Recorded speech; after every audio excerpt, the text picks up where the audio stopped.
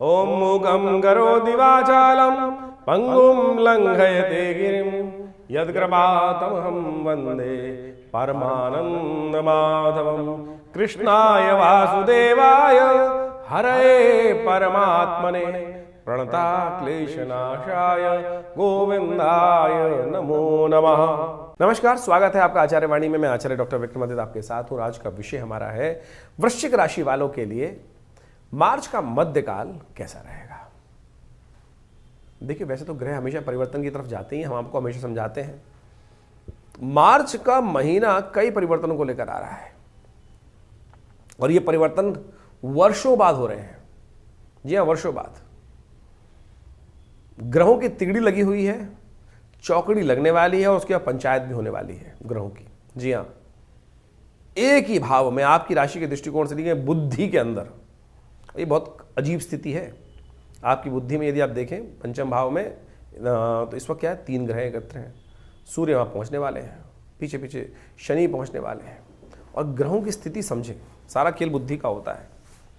बुद्धि में बैठे हुए शुक्र और बुध सूर्य के कारण से वहाँ पहुँचते ही अस्त कर देंगे। सूर्य को ग्रहण लगा देंगे राहु।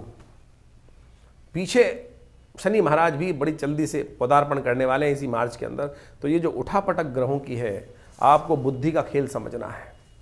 हल्की सी गलती और बनी बनाई काम खराब कर सकती है, ध्यान रखिएगा ये बात का। और आपकी इस वक्त इंडिविजुअल पर्सनैलिटी का बड़ा खेल चल रहा है। लोग आपको साइडलाइन करने को तैयार हैं। दोस्ती के मामले में लोग आपको झटका देने को तैयार बैठे हैं। बच्चों की बात करें तो ध्यान रखना, बच्चों इस वक्त पढ़ाई का समय है, थोड़ा ध्यान रखिएगा। शुक्र महाराज बुद्धि में उच्च के होकर बैठे हैं, बुध वहाँ पर अस्त होने जा रहे हैं, शुक्र भी अस्त होने जा रहे हैं। तो कहीं बनी बनाई जो खेल है, मेहनत है, वो एक सेकंड में कहीं ना कहीं दिमाग हटकर कष्ट ना हो जाए, ध्यान रखना। आपको उपाय करना चाहिए। राहु महाराज ने आकर वहाँ पर ग्रास लगा रखा है, तो जिन बच्चों की ये राशि है उनको अब आपको ध्यान रखना चाहिए। खुराफात बुद्धि में उदय हो सकती कहीं भी। शनि महाराज आपके पेट में चलकर, हड्डी वाले स्थान पर चलकर कहीं ना कहीं स्वास्थ्य को ध्यान रखने की ज़रूरत रहेगी। अस्त है, ये अच्छी बात है। अस्त में होकर वो कहीं ना कहीं नौकरी पेशा वालों के लिए लाभ के योग बने हुए हैं। इस वक्त बड़े व्यक्ति आपका सपोर्ट कर सकते हैं। ग्रह नक्षत्र इस प्रकार का योग बन रहे हैं। तरक्की लेनी है तो ले लो। प्रभाव बहुत अच्छा बना हुआ है आपका ओरा ऐसा बना हुआ है कि जो जिसके पास भी जाके कहोगे ना, सर ये काम करवाना है, वो कर देगा। व्यवसायिक वालों के लिए ग्रह नक्षत्र अच्छे हैं, सपोर्ट करने वाले बने हुए हैं। लेकिन कहीं ना कहीं पीछे के रास्ते से कुछ लोग हैं जो परेशान करने का रास्ता बना रहे हैं, तो ध्यान रखना पड़ेगा आपको। तो इन सब के साथ में समझ लीजिए क्या नक्षत्र है। कई बार क्या होता है, ग्रह नक्षत्र बहुत अच्छे चल रहे होते हैं लेकिन फिर भी लाभ नहीं हो रहा होता। कारण है ना उसका, हर चीज़ का कारण है। कहीं नज़र तो नहीं लगी हुई, कहीं किसी ने कुछ भावना, नेगेटिव एनर्जी आपके पीछे छोड़ तो नहीं रखी है। कई बार आप बहुत सुंदर लगते हैं, कई बार आप बिल्कुल चमक रहे होते हैं। और इस वक्त तो बृहस्पति ने आपका खेल भी बहुत सुंदर तरीका रखा है कि प्रभाव आपका पड़ना ही पड़ना है। लेकिन बनी बनाए काम में आपको लगता है अरे कहीं ना कहीं रह गई कमी, वो है नज़र का दोष। नज़र उतार लेनी चाहिए और ये दिन है नज़र उतारने के। होली जब जलती है तो कहा जाता है पूरे वर्ष की अलाए बलाएँ जो आपकी नेगेटिव एनर्जी कहीं ना कहीं छुपी हुई आपके अंदर बैठी होती है, उनको समाप्त करने का दिन है। कौन सा खास उपाय हम आपको बताएंगे इसी कार्यक्रम में, समझ लीजिएगा। पहले बात कर लेते हैं, सबसे पहले आरंभ करते हैं 11 तारीख से। 11 तारीख मार्च, 11 मार्च मंगलवार का अवसर, द्वादशी तिथि है। और इस दिन ग्रह नक्षत्रों के दृष्टिकोण से भाग्य सरल है। धर्म में आपकी आस्था लगती दिखाई दे रही है। धर्मयुक्त रहिए, धर्म से ही लाभ प्राप्त होगा। धनात धर्म, धन को थोड़ा धर्म में लगाइए, थोड़ा लोगों की सेवा करने का प्रयास कीजिए। अच्छा, ग्रह नक्षत्र खराब नहीं है, सरलता है आपके लिए। ग्रह नक्षत्र अच्छे बनते दिखाई दे रहे हैं। लेकिन ध्यान रखिएगा, बहुत जल्दी समय पलटने वाला है। इस दिन यदि ऋण परेशान कर रहा है, बहुत सारे लोग हैं जीवन में ऋण परेशान करता है और आपकी राशि के दृष्टिकोण से प्रभाव ही ऐसा चल रहा है, आप जहां हाथ डालेंगे लोग सपोर्ट करने को तैयार बैठे होंगे। तो ऐसे में ऋण मत चढ़वाइएगा। ऋण मुक्ति के लिए सुंदर योग बना हुआ है। प्रदोष है, भौम प्रदोष है। कहा जाता है ऋण मुक्ति स्तोत्र का पाठ करते हुए भगवान शंकर का गुड़ युक्त जल से यदि स्नान अभिषेक करेंगे तो बहुत सुंदर रहेगा। इसी सुंदर योग का लाभ लेते हुए हमने विवेकानंद योगाश्रम में दिल्ली में अपने आश्रम पर सुंदरकांड का पाठ रखा है, जो मंगलवार को होता ही है।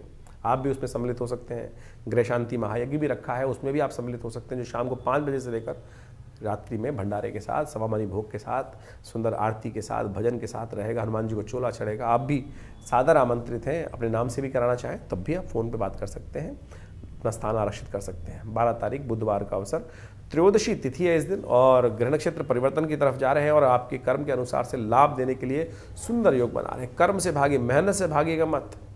शनि के बिल्कुल सम्मुख आके चंद्रमा विराजमान हो गए हैं और ये आपके लिए लाभ का रास्ता खोल रहे हैं, बढ़िया कर रहे हैं। मेहनत कर लीजिए, ज़्यादा मन को भटकाइए मत, मेहनत से ही लाभ प्राप्त होगा। जितना कदम चलोगे उतने उसका लाभ मिलना अवश्य है। आपकी राशि के दृष्टिकोण से रवि योग है, नए कार्य आरंभ करना चाहें बहुत मजबूरी में कर सकते हैं। कई बार गाड़ी लाना होती है, नई गाड़ी, लेकिन होलाष्टक चल रहे हैं, ऐसे में लेनी नहीं चाहिए, ध्यान रखना चाहिए, कहीं ना कहीं कुछ ना कुछ नेगेटिव हो सकता है, तो ध्यान रखते हुए कार्य करें।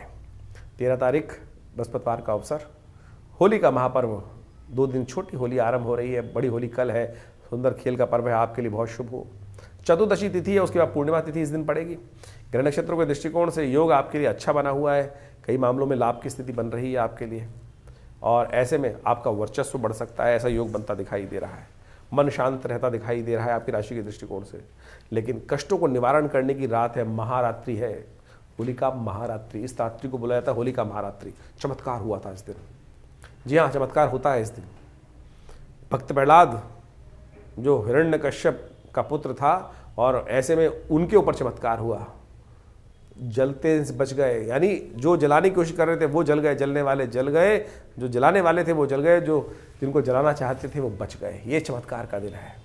ऐसे में ध्यान रखिएगा, आपके भी कष्ट निवारण करने का अवसर है। एक टोटका बता रहे हैं आपके राशि के दृष्टिकोण से, थोड़ा गुड़ ले लीजिएगा, गुड़ मिल जाएगा आपको, अपने सिर पर से वार कर ओम नमः शिवाय का पाठ या रूरू भैरवाय नमः इस मंत्र का जप करते हुए अपने सिर पर से वार कर उस होलिका की अग्नि में इसको भस्म कर दीजिएगा। केवल इतना सा प्रयोग 7 बार अपने सिर से वार कर, आपकी राशि के दृष्टिकोण से सबसे श्रेष्ठ उपाय है। वृश्चिक राशि वालों, ये कर लोगे ना तो देख लीजिएगा पूरे साल। कई बार क्या होता है, बहुत सुंदर आप बनकर जाते हैं, बहुत सारा समय अच्छा लग रहा होता है, व्यवसाय बहुत अच्छा चल रहा होता है, खुद की भी नज़र लग जाती है। कई बार मन में आता है, अरे आज तो भगवान की बड़ी कृपा चल रही है, आजकल 2-4 ऑर्डर सही मिल जाए, 5वां भी ऑर्डर आ जाए तो अरे वाह वाह वाह, और जैसी वाह वाह बोली, पता नहीं कहीं खुद की नज़र भी कई बार लग जाती है, तो बच के रहना चाहिए।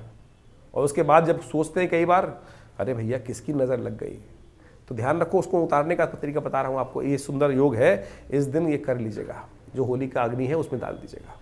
बहुत सारे लोग ये प्रश्न करते हैं, भाई साहब हम तो होली जलाते ही नहीं, हमारे जलती नहीं, अमेरिका में रहते हैं, वहाँ रहते हैं, हमारे चैनल तो पूरा देखे जा रहे हैं, तो वो भी कोई बात नहीं, ठीक कर लेंगे, उसकी भी रास्ता है। घर के बाहर चले जाइए, एक कागज़ का टुकड़ा ले लीजिए, माचिस की डिब्बी ले लीजिए, उसको जलाकर उसमें डाल दीजिएगा। लेकिन ये प्रयोग कीजिएगा भद्रा काल में नहीं, ये भद्रा काल में नहीं कीजिएगा। दिल्ली के अनुसार से भद्रा का जो समय है वो करीब 10:35 से सुबह आरंभ हो रहा है और रात्रि में 11:29 तक रहेगा। तो दिल्ली में होली जलेगी भद्रा काल के बाद। होली का बड़ा महत्व है, होली का बड़ा अद्भुत महत्व है, उसको समझ लें कैसे है। भारतीय संस्कृति में होली का महारात्रि एक बड़ी महत्वपूर्ण महारात्रि है। तंत्र के दृष्टिकोण से इसका स्थान सर्वोच्च कहा गया है। सांसारिक दृष्टिकोण से बहुत सारे महत्वपूर्ण कार्य इस रात्रि में किए जाते हैं और बड़े नेगेटिव प्रयोग भी कई लोग दुष्प्रवृत्ति जो होते हैं वो करते हैं लोगों को परेशान करने के लिए। तो ऐसे में आपको अपने जीवन में सुख समृद्धि प्राप्त करने के लिए, जीवन के कष्टों को दूर करने के लिए होलिका का अद्भुत प्रयोग शास्त्र में जो वर्णित है उसके अंदर हम आपको बताते हैं। होलिका का दिन इतना अद्भुत है कि जिसके द्वारा आप ये भी जान सकते हैं कि आने वाले समय में क्या कुछ होने के योग हैं।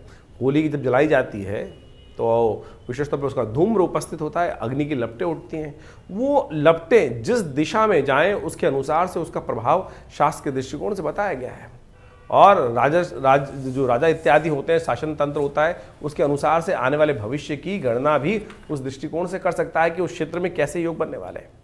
होलिका का जलने से जो धुआं है जब उठता है, कहा जाता है कि वो सीधा ऊपर जाए, तो ये बहुत बढ़िया यश वृद्धि का योग बनाता है। उस क्षेत्र के लोगों के जीवन में आगे बढ़ने के योग बनेंगे, उस क्षेत्र के राजा के जीवन में आगे बढ़ने के योग बनेंगे। अगर होलिका की अग्नि जलते वक्त दक्षिण की तरफ हवा बह रही है तो ये दिखाती है कि उस क्षेत्र में बीमारियां, जो लोग वहाँ उपस्थित हैं उनके जीवन में शारीरिक तौर पर कष्ट, दुर्घटनाओं का संकेत बनता दिखाई देता है। वहीं यदि पूर्व की तरफ हवा चल रही है और पूर्व की तरफ उसका धुआं, लपटें इत्यादि जा रही हैं, तो ये दिखाती हैं कि विशेष तौर पर जीवन में आगे बढ़ने के योग बनेंगे, शांति प्राप्ति के योग बन सकते हैं, अध्यात्म में विकास होने के योग बन सकते हैं, रोजगार इत्यादि में नए उन्नति के अवसर प्राप्त होने के योग बन सकते हैं। वहीं जहाँ कहीं क्षेत्रों में यदि उत्तर की हवा बह रही है और उत्तर की तरफ हवा लपटे जा रही हैं, तो ये भी शुभ सूचक है, कल्याणकारी है और आगे बढ़ने के सुंदर सूचना को उपस्थित करती है। उस क्षेत्र में आगे आने वाले समय में समृद्धि के योग बनते दिखाई देंगे। लेकिन वही कहीं अग्नि जो है पश्चिम दिशा की तरफ जाने लगे, धुआं पश्चिम दिशा की तरफ जाने लगे, तो दिखाता है कि आगे आने वाले क्षेत्र में बीमारियां, विशेष तौर पर खाद्य क्षेत्र में जो कार्य करते हैं, खेती इत्यादि के क्षेत्र में जो लोग कार्य करते हैं, तो वो आने वाले समय में खेती संबंधी समस्याएं उत्पन्न होने के योग बन सकते हैं। विभिन्न कीटाणु जो है वो परेशान कर सकते हैं, चेपा इत्यादि विभिन्न बीमारी परेशान कर सकती है खेती करने वाले लोगों को। तो इस प्रकार से अनेक समस्याएं हमारे ऋषियों ने, माघ भट्टरी इत्यादि ने इन सब चीज़ों की सूक्ष्म दृष्टिकोण से व्यवस्था बनाकर समझकर उन सूत्रों को प्रतिपादित किया। होलिका महारात्रि हमारे यहाँ बहुत विशेष है। होलिका के अपने जीवन के कष्टों को दूर करने के लिए शास्त्र में बताया जाता है कि आप किस प्रकार से, अभी हमने आपको बताएंगे कि आपकी राशि के दृष्टिकोण से आपको क्या कर लेना चाहिए, जिससे एक छोटा सा उपाय आपके जीवन के बहुत सारे कष्टों को दूर कर दे आपकी राशि के दृष्टिकोण से। तो वो उपाय भी आप करें तो बहुत बढ़िया माना जाता है। तो इन समस्त चीज़ों को समझते हुए जीवन में आपको आगे बढ़ने का प्रयास करना चाहिए। कथाएं तो बड़ी विचित्र हैं, वो कथाएं कितनी श्रद्धा के साथ हैं कि देखिए, जो आपने बचपन से सुनी होगी कि होलिका जो थी हिरण्यकश्यप की बहन थी और वो प्रहलाद को लेकर और उस अग्नि में बैठ गई थी। कारण क्या था? कारण ये था कि अहंकार जो है वो सत्य को पहचानने नहीं देता। व्यक्तियों के जीवन में जब अहंकार हो आता है तो वही व्यक्ति जो शुभ कार्य करके उससे शक्ति प्राप्त करिए, वही अहंकारी होकर राक्षस बन जाता है और उसकी प्रवृत्तियां जो हैं वो तामसिक हो जाती हैं और वही जीवन में कष्ट उत्पन्न के योग बना देती है। तो ऐसे में परमात्मा को परमात्मा नहीं समझता। हिरण्याक्ष, हिरण्यकश्यप दो जो भाई थे, उन्होंने साधना करके ही तो भगवान के भक्त बनकर ही तो शक्ति प्राप्त करी थी। लेकिन जब शक्ति प्राप्त हो गई तो अहंकार ऐसा उत्पन्न हो गया उसमें संसार के अंदर रहते रहते कि नहीं, हम ही साक्षात परात्पर ब्रह्म हैं। और उनके घर में ही प्रहलाद उत्पन्न हुए, हिरण्यकश्यप के घर में ही प्रहलाद उत्पन्न हुए और उन्हीं प्रहलाद ने भगवान की अनन्य श्रद्धा भक्ति प्राप्त कर भगवान के भक्त होने का सुंदर श्रेय प्राप्त किया। जिनको स्वयं भगवान नरसिंह की गोद में बैठने का अवसर मिला हो। ऐसे सोचें कि पापी के घर में उत्पन्न हुआ व्यक्ति कैसे भगवान के उसको गोद में बिठा ले। तो सोचें, आप इस बात को समझे, हम समस्याएं जीवन में लेकर आते हैं लेकिन हम अपनी भक्ति को भूल जाते हैं। प्रहलाद ने वही भक्ति करी, भगवान पर विश्वास रखा और वही विश्वास का सुंदर क्या प्रभाव हुआ कि भगवान की साक्षात, सोचे, जिस पद को प्राप्त करने के लिए किसी और को तो नहीं मिला, अर्जुन तक को भगवान की गोद नहीं मिली, केवल भक्त प्रहलाद को ही वो सुंदर स्थान प्राप्त हुआ कि भगवान विष्णु की गोद में बैठने। किस कारण से? प्रताप से, भक्ति के प्रताप से।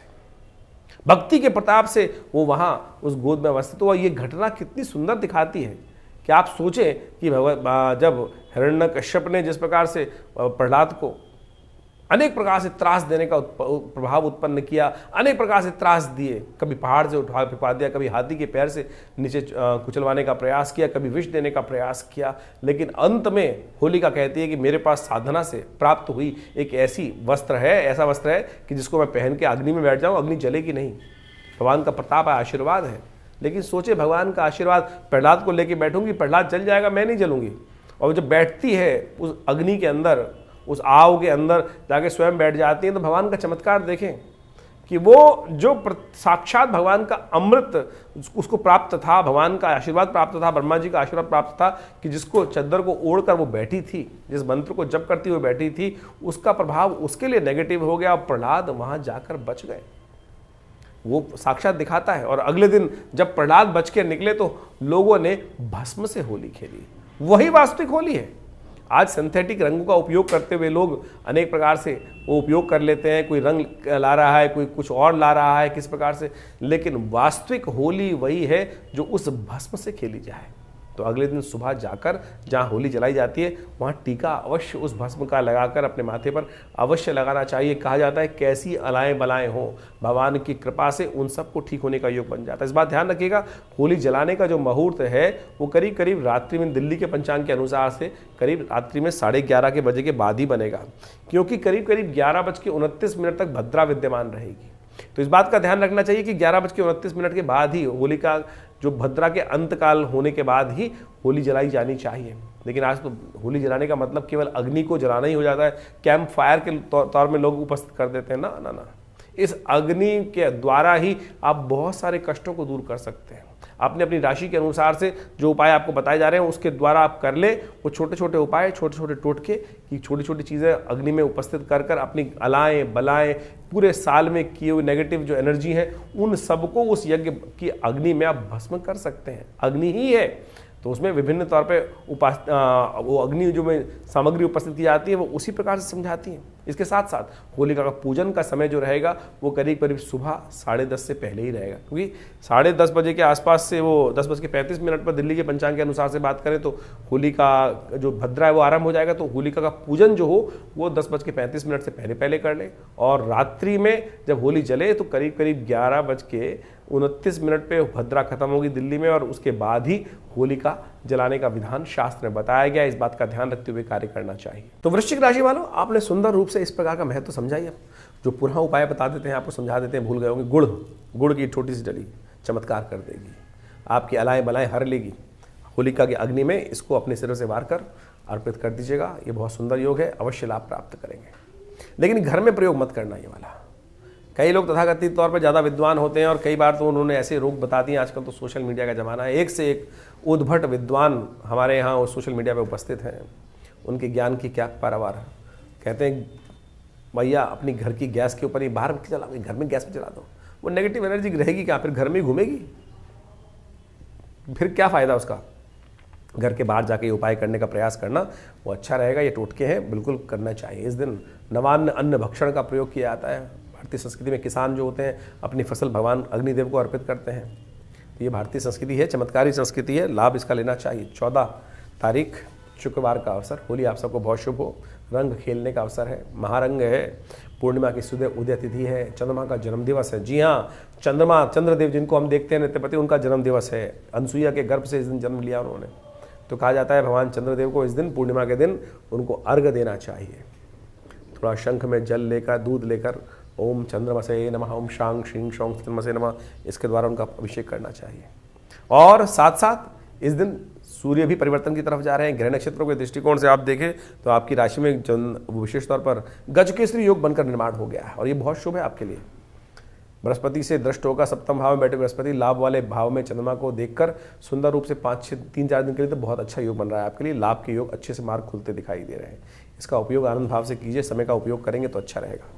होली का सुंदर पर्व है। ग्रह नक्षत्रों के दृष्टिकोण से आपके लिए शाम जो है वो भी कहीं ना कहीं से नए रास्ते बनाती दिखाई देगी। तो ऐसे अपॉर्चुनिटीज़ बहुत अच्छी से आपके लिए आने वाले के योग बना रही हैं। होली भी आनंद से खेलें। बहुत सारे लोग क्या होते हैं होली दरिद्रता से खेलते हैं, तो दरिद्रता ही घर में आएगी। साफ सुथरे अच्छे कपड़े पहनने का प्रयास करें, नहीं तो कई लोग ऐसे होते हैं कि पुराने कपड़े निकाल के लाएंगे होली खेलने के लिए। अरे महालक्ष्मी का पर्व है, पूर्णिमा है, भगवान का सुंदर उपासना करने का प्रयास। पहली होली भगवान के साथ ही खेलो। और आपकी राशि के दृष्टिकोण से जो हम समझाएं आपको तो सबसे श्रेष्ठ रहेगा थोड़ा सा मीठा जल लेकर, जल में मीठा डालकर, थोड़ा सा अष्टगंध इत्यादि डालकर, सुंदर रूप चंदन इत्यादि डालकर भगवान के ऊपर उस जल को अर्पित करें। लाल पुष्प भगवान को अर्पित करें। गुलाब के फूलों से होली खेलने का प्रयास करें, सुंदर रूप से खेलने का प्रयास करें और ये होली आपके लिए बड़ी कल्याणकारी रह सकती है। तो इस प्रकार से होली खेलना आपके लिए सब प्रकार शुभ है। एक बात और ध्यान रखें, आपकी राशि के दृष्टिकोण से बता रहे हैं हम आपको, इस दिन अशोक व्रत है। आपकी राशि कहती है मिट्टी से होली खेलो। अशोक व्रत विष्णु धर्मोत्तर एक ग्रंथ है, उसके अंदर कहा गया है कि इस दिन फागुन मास के शुक्ल पक्ष की पूर्णिमा पे यदि आप मिट्टी में जल में मिट्टी मिलाकर उससे स्नान करते हैं और थोड़ी देर अशोक के पेड़ के नीचे बैठते हैं तो कहा जाता है कि आपकी एंजाइटी, वरीज, जो जितने की मेंटल स्ट्रेस, वो उस ग्रह के प्रभाव को ठीक करने के लिए सुंदर काम करता है। और हम तो दिल्ली में प्राकृतिक चिकित्सा सेंटर चलाते ही हैं, VNYS डॉक्टर हूँ, तो आप मैंने देखा बिल्कुल बहुत सारे पेशेंट आते हैं। मड थेरेपी एक अपने आप में थेरेपी है, लेकिन हमें मनोमस्तिष्क में डाल दिया गया अरे मिट्टी से होली खेलने वाले तो अनपढ़ गंवार होते हैं। अरे भाई अनपढ़ गंवार नहीं होते, शास्त्र प्रमाण दे रहा है और उसका प्रैक्टिकल रिजल्ट है। मड थेरेपी आज बाबा रामदेव भी करा रहे हैं। लोग हज़ारों रुपये खर्च करके अपने चीज़ों को अपना रहे हैं, तो आप सोचें कि मिट्टी की होली कहीं गलत नहीं है। कुछ लोगों ने आपके मन में भ्रांति डालने का प्रयास किया, उसको हटा दीजिए। 15 तारीख शनिवार का अवसर, चैत्र का महीना आरंभ हो रहा है। वर्ष के अंतिम संवत के अंतिम 15 दिन आरंभ हो रहे हैं। बुध इस दिन वक्री होने जा रहा है। बुद्ध आपके बुद्धि भाव में बैठे हैं कमज़ोर अवस्था में, और वो वक्री हो जाएंगे तो बुद्धि और ज़्यादा आपको नेगेटिव तरफ ले जा सकती है। पॉजिटिव रखिएगा, उस स्थिति को, बुद्धि को ऊर्ध्वगामी बनाए, इस बात का ध्यान रखें। श्री गणेश का सुंदर स्तवन करें। शनिवार का अवसर है और शनि वैसे ही अस्त चल रहे हैं, तो अच्छा रहेगा कि आप कोशिश करें, हनुमान जी का सुंदर स्तवन करें, हनुमान चालीसा का पाठ करें। कहा गया है ना, जय जय जय हनुमान गुसाई कृपा करो गुरुदेव की नाई, जो शतबार पाठ पढ़ जो ही छोटे बंद महासुख कोई। तो इसको अपनाइए। बुद्ध नेगेटिव है, ध्यान रखिएगा। बुद्धि थोड़ी सी गलत सीधी तरफ चलने के बजाय उल्टी तरफ चल सकती है। 16 तारीख रविवार का अवसर, आश्रम पे यज्ञ भी होता है इस दिन। नवग्रह शांति महायज्ञ का आयोजन करेंगे, उसमें आप भाग ले सकते हैं। ग्रह नक्षत्रों के दृष्टिकोण से समझें तो इस दिन राहु महाराज बृहस्पति के घर में बैठकर बृहस्पति के ही नक्षत्र में प्रवेश करेंगे चतुर्थ चरण में। तो ऐसे में ध्यान रखिएगा, राहु का बृहस्पति का संबंध बिल्कुल ठीक नहीं है। बुद्धि में बैठे हुए राहु कहीं ना कहीं और ज़्यादा वहाँ चंडाल चौकड़ी लग गई है ग्रहों की। शनि महाराज जो है अस्त चल रहे हैं, शुक्र भी अस्त चल रहे हैं, होने वाले हैं, बुध अस्त हो ही गए हैं। तो ऐसे में ध्यान रखिएगा, विशेष तौर पर ग्रह नक्षत्रों के दृष्टिकोण से थोड़ा सा ग्रहों का प्रभाव नेगेटिव है। बुध अगले दिन नेगेटिव होंगे, वो अस्त हो जाएंगे। तो ऐसे में थोड़ा सा उपाय करने की ज़रूरत है। ओम भ्रांग भ्रींग भ्रौंग से राहवे नमः। आश्रम में हमने राहु ग्रह शांति महायज्ञ रखा है, उस दिन इस मंत्र की 108 आहुतियाँ कराई जाएंगी।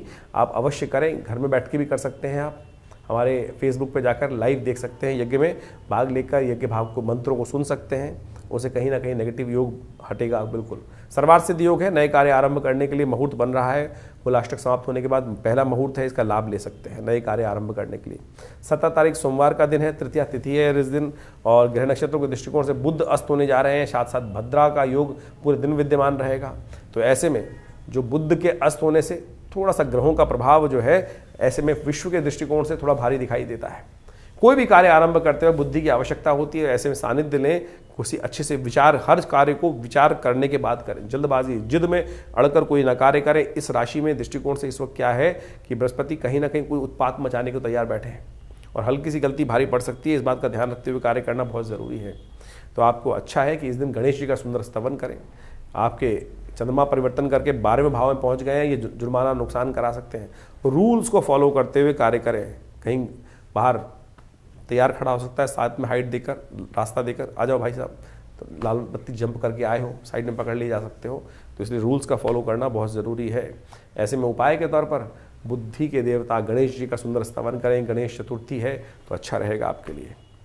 गणेश जी को पीले पुष्प अर्पित करें, उनका अभिषेक करें तो अच्छा रहेगा आपके लिए। 18 तारीख मंगलवार का अवसर, चतुर्थी तिथि विद्यमान है। देखिए, मंगल और चतुर्थी, अंगारक चतुर्थी बन गई, और आने वाले टाइम में मंगल होने जा रहे हैं। आपकी राशि के स्वामी जो हैं वो है नेगेटिव, भाग्य में जाके बैठेंगे और 2 महीने, कम से कम 2.5 महीने नेगेटिव रहेंगे। तो बहुत ज़रूरी है, मंगल का उपाय कर लीजिए। हमने विवेकानंद योगाश्रम में इस समय में इस दिन अंगारक चतुर्थी के शुभ योग पर रखा है सुंदरकांड का पाठ, हनुमान जी को चोला। अवश्य आपको उसमें भाग लेना चाहिए और सुंदरकांड का पाठ श्रवण करना चाहिए। खुद भी घर में बैठ के करेंगे तब भी अच्छा रहेगा। हमारे आश्रम में जो कार्यक्रम रहता है, भंडारा भी रहेगा, सब कार्यक्रम रहेगा, तो आप उसका लाभ लीजिए अवश्य भगवान की कृपा से। ये सब उपाय शास्त्र में वर्णित हैं, और देवयोग से ज्योतिष ने इसी का लाभ लिया है। कोई ग्रह खराब होने वाला था, उससे पहले भगवान रास्ता दे देते हैं। देखिए, अंगारक चतुर्थी का योग बना दिया, नहीं बना दिया। अंगारक चतुर्थी किस लिए की जाती है? मंगल के तमाम दोषों को हरने के लिए। मंगल क्या दोष होने वाला है? मंगल होने वाले नीच के। इस वक्त नीचाभिलाषी चल रहे हैं, और आपके भाग्य में जाकर नीचे हो जाएंगे। भाग्य को सपोर्ट करने के बजाय भाग्य थोड़ी स्थिति खराब करेगा। और ऐसे में ग्रहों का स्थिति देखिए, शनि महाराज अस्त हो गए। शनि महाराज सूर्य के साथ, बृहस्पति, राहु की और सूर्य की युति, राहु के कारण से बुध अस्त और शुक्र अस्त। तो इन सब के दृष्टिकोण से ये सब उपाय जो आपको बताए जा रहे हैं अवश्य करना चाहिए। 19 तारीख का दिन बुधवार का पंचमी तिथि है, और ग्रह परिवर्तन की तरफ जा रहे हैं। ये परिवर्तन आपके लिए कहीं ना कहीं सुबह हल्की होते होते शाम को, दोपहर आते आते कहीं ना कहीं लाभ का रास्ता बन सकता है। बृहस्पति के सम्मुख आके चंद्रमा बैठ जाएंगे, आपकी राशि में विराजमान हो जाएंगे चंद्रमा 2 बजे के आसपास। ये आपके लिए एक अच्छा मोटिवेशन समय रहेगा। लेकिन शुक्र उस दिन अस्त हो जाएंगे। उच्च के शुक्र आपके पंचम भाव में बैठकर जो बहुत सारी चीज़ों को आपको 2-3 महीनों से सपोर्ट कर रहे थे, वो भी अस्त होने जा रहे हैं। गौ पूजन करना चाहिए, और विशेष तौर पर गणेश जी का स्तवन करना चाहिए। इस दिन श्रीरंग पंचमी है, भगवान कृष्ण का पूजन करना भी आपके लिए अच्छा रहेगा। 20 तारीख बृहस्पतिवार का अवसर, षष्ठी तिथि विद्यमान है, ग्रह नक्षत्र के दृष्टिकोण से गज केसरी योग बना हुआ है आपके लिए। ये कई मामलों में आपकी रक्षा करने के, नेगेटिव होते हुए भी ग्रहों का प्रभाव आपके लिए ये कहीं ना कहीं अच्छा हो रहा है। बस मन को साध लीजिएगा, क्योंकि चंद्रमा जब नीच के हो जाते हैं तो कहीं ना कहीं वो सत्य में दिक्कत आती है। दूध का दान करें, खीर का भोग लगाएं, कल्याण होगा। तो ज्योतिष की ग्रह गणना आपने समझी, और दिन पर दिन किस प्रकार से ग्रहों का प्रभाव आपके जीवन में पड़ेगा वो हमने आपके समक्ष आपकी राशि के अनुसार से पूरा विवेचना उपस्थित करी, और उसके अनुसार से आप उसका लाभ उठाने का प्रयास अवश्य कीजिए। लेकिन ये ओवरऑल जो ग्रहों की गणना है, वास्तविक तौर पर ये समझें कि ये ग्रहों की गणना जो है हर व्यक्ति पर अलग प्रभाव उत्पन्न करती है। ज्योतिष के दृष्टिकोण से यदि हम समझें कि आपकी जो राशि है वो एक विशेष तौर पर तो 2.5 दिन में एक बार बदलती है, लेकिन हर घंटे 2 घंटे में लग्न बदल जाती है। लेकिन ये ज्योतिष की विवेचना का अवसर है। ज्योतिष के दृष्टिकोण से हमें देखने पड़ता है कि कौन सी कुंडली ज़्यादा प्रभावी हो रही है, लग्न कुंडली, सूर्य कुंडली। ज्योतिष के दृष्टिकोण से केवल एक ही चार्ट नहीं है कि जिसको हम कहें कि भाई इसी के द्वारा सब कुछ निर्धारित हो जाता है। हजारों प्रकार के चार्ट बनते हैं। ये ज्योतिषी अपने अनुभव से वो व्यक्ति को देखकर बताता है कि आपकी जन्मपत्री के अनुसार से आपके कौन से लग्न, कौन से ग्रह, कौन से अनुसार किस प्रकार से योग बनाने वाले हैं। चाहे वो आत्मकारक ग्रह कौन सा है आपकी कुंडली में, अमात्य कारक ग्रह कौन सा है, कारकांश ग्रह किस प्रकार से कारक ग्रह कर रहा है, लग्न पद, उपपद, यानी ज्योतिष के अंदर माइन्यूटली अगर डिस्कस करने का हम प्रयास करें तो इतना ज़्यादा वृहद वर्णन ज्योतिष का शास्त्रों के अंतर से किया गया है। लेकिन हम जो जनरल तौर पर हम बात कर रहे होते हैं तो हमको केवल एक ही जन्मांगम चार्ट ही दिखता है, लेकिन उसके अनुसार से चंद्र कुंडली साइड में बनी होती है जिसको राशि के अनुसार से बनाया जाता है, और राशि के अनुसार से हम आपके समक्ष वार्तालाप उपस्थित करते हैं। तो आपकी लग्न कौन सी है, आपकी राशि कौन सी है, उसके अनुसार से यदि आप दोनों चीज़ों को समझते हुए कार्य करेंगे तो आपको बिल्कुल सही रूप समझ में आ जाएगा कि आपके जीवन में घटनाएं कम से कम गोचर के दृष्टिकोण से तो आप समझ ही सकते हैं। गोचर का मतलब है आज की तारीख में ग्रह कहाँ किस प्रकार से चल रहे हैं, और वो हम उनको राशि के अनुसार से बांटकर, लग्न के अनुसार से बांटकर हम प्रत्यक्ष रूप से समझ सकते हैं कि गणनाएं किस प्रकार से जा रही हैं। फिर ये एक अलग विषय बन जाता है कि आपकी कुंडली में कौन से योग हैं, आपकी कुंडली में दशाएं किस प्रकार की हैं, आपकी कुंडली में जो ग्रहों की अवस्था है वो कितने ताकत में बैठी हैं या निस्तेज होकर बैठे हैं, जो ग्रह बैठे हुए हैं उनका प्रभाव कितना होगा। व्यक्ति अच्छा हट्टा कट्टा दिखाई दे रहा है, क्या वास्तविक तौर पे उसके अंदर वो ग्रह में ताकत है। आपका ग्रह उच्च का दिख रहा है लेकिन नवांश में जाकर कमजोर हो गया, शीर्णस्थ हो गया, या कुंडली में ताकत में ग्रह नहीं दिख रहा है लेकिन नवांश में जाकर षोडश वर्ग के अंदर जाकर अच्छे से ताकत में आ गया है, तो वो ग्रहों की स्थिति को पूरी तरह से बदल सकता है। फिर ग्रहों की स्थिति ये भी समझने की आवश्यकता है कि किस अवस्था में वो ग्रह हैं, आपकी जन्मपत्री में जो ग्रह है। एक बड़ा विशेष विवेचना है वो हम आपके समक्ष उपस्थित करते हैं। हमारे पिताजी के पास एक बहुत कभी कभी ऐसे केस आते हैं। एक व्यक्ति आया जन्मपत्री दिखाने के लिए, और जन्मपत्री देखने के बाद उसकी कुंडली में मृत्यु योग लिखा हुआ था, और वो आया भी उसी कारण से था कि किसी ज्योतिषी ने उसको बताया था कि तेरी कुंडली में मृत्यु योग है और इस दिन तेरी मृत्यु निश्चित है, हो जाएगी। जब वो पिताजी के पास जन्मपत्री दिखाने आया, हम लोग बहुत छोटे थे और हम लोगों ने उस वक्त देखा तो मृत्यु योग साफ साफ बना हुआ है। लेकिन पिताजी ने उसको एक बात विशेष तौर पर बताई कि तेरी मृत्यु होगी भी और तू जिंदा भी रहेगा। वो व्यक्ति बड़ा आश्चर्य में कहा कि महाराज आप क्या कह रहे हैं कि मृत्यु होगी भी, जिंदा रहेगा। तो पिताजी ने कहा कि देख, तेरी कुंडली के अंदर जो योग है वो विशेष तौर पर मृत्यु कारक योग तो है, लेकिन जो ग्रह है वो सपनादि अवस्था में है। यानी जो ग्रह की अवस्था है वो स्वप्न में है, ग्रह जागृत अवस्था में नहीं है। स्वप्न में अवस्था है तो तेरी मृत्यु सपने में लिखी है, प्रत्यक्ष मृत्यु नहीं लिखी तेरी। और कालांतर में वो समय घटा और जब सामने आया तो व्यक्ति जीवित रहा, मृत्यु हुई, लेकिन सपने में कभी देखते हैं। लेकिन आप सपने में यदि कोई अनुभव करते हैं, कभी किसी का एक्सीडेंट होता वो सपने में देखता है या कोई राज्याभिषेक होता देखता है, तो सब सोचे कि मनोभाव उसी प्रकार का होता है कि उतनी प्रसन्नता प्राप्त हो रही होती है कि ये गाड़ी में घूम रहा हूँ, ये कुछ हो रहा है, चोट लगती है तो वैसे ही लगता है कि यार लग गई लग गई लग गई। तो वो स्थिति समझे, यानी वो ग्रहों की अवस्था किस प्रकार से है। यानी ज्योतिष विज्ञान ने एक एक चीज को बड़े सुंदर रूप से अनुसंधान करके समझ के उन विवेचनाओं को उपस्थित किया है। लेकिन आज बहुत सारे लोग ज्योतिष के दृष्टिकोण से ज्योतिष में विवेचना करते हैं। 1 महीने का कोर्स, 2 महीने का कोर्स, न्यूमरोलॉजी का कोर्स, और न्यूमरोलॉजी से ही लोगों के केवल नंबर को देख के ही बहुत सारी चीज़ें बताने का प्रयास करते हैं। बिल्कुल, देखिए विज्ञान का भाग है ज्योतिष के अंतर्गत, लेकिन वो छोटे छोटे भाग हैं। लेकिन उससे ही लोगों को मतिभ्रम उत्पन्न करने के बहुत सारे लोग प्रयास करते हैं। तो ये इसको अच्छे से समझें। ज्योतिष विज्ञान वो विज्ञान है जो प्रत्यक्ष रूप से चमत्कार दिखा सकता है। हजारों लोगों के जीवन में उस चमत्कार को लोगों ने अनुभव किया है। बड़े बड़े बड़े उद्भट प्रकार के विद्वान लोगों के जीवन में कभी ना कभी टकराए होंगे। तो इसलिए ज्योतिष का विज्ञान को अच्छे से समझते हुए कार्य करने का प्रयास करें। ये हमने जो विवेचना ग्रहों की गणना आपके समक्ष उपस्थित करी, तो ये इस प्रकार से है कि आप उसके चीज़ों को समझ कर, अभी जो ग्रहों की स्थिति चल रही है इस वक्त ओवरऑल, तो आपने डेट वाइज तो समझा, लेकिन जो ये मार्च का मध्यकाल है ये बहुत विशेष रख रहा है संबंध। सूर्य परिवर्तन की तरफ जाएंगे, कई उत्सव आएंगे, होलाष्टक चल ही रहे हैं, होली भी आने वाली है, उसके बाद संवत परिवर्तन का योग बनने वाला है। शनि महाराज सबसे महत्वपूर्ण है जो परिवर्तन की तरफ जा रहे हैं, और ये सारे के सारे परिवर्तन बड़े विशेष प्रभाव उत्पन्न करने वाले होंगे इन सब ग्रहों की गणना के अनुसार से। क्योंकि इस वक्त जैसे सूर्य मीन राशि में प्रवेश करने की योग बना रहे हैं, इसके साथ साथ शुक्र अस्त होने जा रहे हैं, और साथ साथ वक्री भाव में भी ग्रहों की स्थिति बनेगी, बुध वक्री होने जा रहे हैं, और साथ साथ हम देखें कि राहु महाराज भी अपने ग्रह को परिवर्तन करने के जा रहे हैं, बुध अस्त होने के योग बना रहे हैं।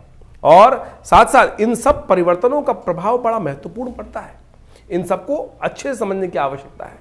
और ऐसे में यदि हम देखें कि शनि के परिवर्तन से पहले पहले बुध भी अस्त होने जा रहे हैं, तो ये कहीं ना कहीं वातावरण के लिए थोड़ा सा कष्टकारी योग बना सकता है, भूस्खलन के योग बन सकते हैं, कहीं ना कहीं प्राकृतिक आपदाओं के योग बनते दिखाई देंगे इन सब ग्रहों के परिवर्तन के साथ साथ। और बुध अस्त होने के कारण से कई राशि विशेष में कई सारी समस्याएं उत्पन्न करने के योग बना सकते हैं। चीज़ों को बुध जो है वैसे ही कम से क्षीणस्थ अवस्था में चल रहे हैं और अस्त हो जाएंगे, तो कहीं ना कहीं सही ज्ञान में सही समय पर सही रास्ते को अपनाने में कहीं ना कहीं दिक्कत आ सकती है। तो जो जो उपाय आपको बताए हैं उनको सही से करने का प्रयास करें, और इसके साथ साथ अपनी मूल जन्मपत्री को अवश्य समझाकर, अच्छे योग्य ज्योतिषियों को दिखाकर उनसे विवेचना समय समय पर करती रहनी चाहिए।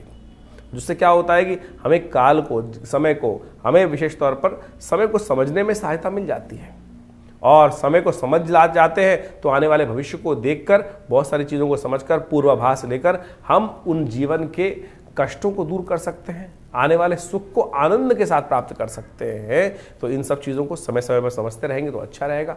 और तथाकथित तौर पर हम आपके साथ तो वो लगातार जुड़े ही रहते हैं। आपके साथ प्रश्नों के समाधान भी व्हाट्सएप के माध्यम से आप जुड़ सकते हैं। और अब तो हमने एक विशेष व्यवस्था बनाई है कि आश्रम पर हर पहले रविवार को एक विशेष तौर पर सेशन रखते हैं कि जिसके अंदर लोग आकर प्रत्यक्ष मिलना चाहते हैं तो मिल सकते हैं। और उसमें हमने ऐसी व्यवस्था कर दी है कि बहुत सारे लोग ऐसे हैं कि जो फीस वगैरह देने में दिक्कत करते हैं। देखिए, आश्रम है, व्यवस्थाएं भी चलानी है, फीस रखनी जरूरी है, लेकिन जो लोग आश्रम के साथ बिल्कुल आप व्यवस्था में, यज्ञ में आना चाहते हैं, नहीं कोई है अभाव है भगवान की समस्या के कारण से, जीवन समस्या के कारण से, तो हम उसके लिए एक कार्यक्रम आरंभ कर रहे हैं। हर रविवार को विशेष तौर पर कार्यक्रम रहेगा, पहले रविवार को, महीने के पहले रविवार को सुबह 8 बजे से लेकर करीब करीब 11 बजे तक ये कार्यक्रम रहेगा। उसमें आप आकर डायरेक्टली हमसे प्रश्न पूछ सकते हैं, और आपके प्रश्न जो भी हों हम प्रयास करेंगे माँ भगवती की कृपा से उनका निदान अवश्य आपको दे। भगवान की कृपा से आपके कष्ट दूर होने के कोई ना कोई योग बने। और हमारा संस्थान दिल्ली में विवेकानंद योगाश्रम है, आप वहाँ पर आकर स्वयं मिल सकते हैं। हाँ, फ़ोन पे बहुत सारे लोग बात करना चाहते हैं। देखिए, फ़ोन पे तो बात करनी इतने सारे लोगों से बड़ी मुश्किल होती है। बहुत सारे टीवी चैनल्स वगैरह पे लगातार बहुत सारे कार्यक्रम और जुड़े रहते हैं, तो इतनी ज़्यादा फ़ोन पे बात नहीं हो पाती है। तो आप कोशिश ये करें, स्वयं हर रविवार को विवेकानंद योगाश्रम दिल्ली जमुना पार लक्ष्मी नगर क्षेत्र में, ये बहुत बड़ा पुराना आश्रम है और हमारे पिता आचार्य श्री केशव देव जी के द्वारा स्थापित किया गया ये शोध संस्थान। यहाँ नित्य प्रति 8 घंटे करीब यज्ञ होता है। आप उसमें आए, आप देखिएगा, अब माँ भगवती के पास से बहुत सारे कष्ट दूर होने के योग बनेंगे। माँ भगवती का सुंदर शिव विग्रह जो मुल्तान से 1947 में आया, वो भी यहाँ प्रतिष्ठित है। यज्ञ में भी भाग ले सकते हैं।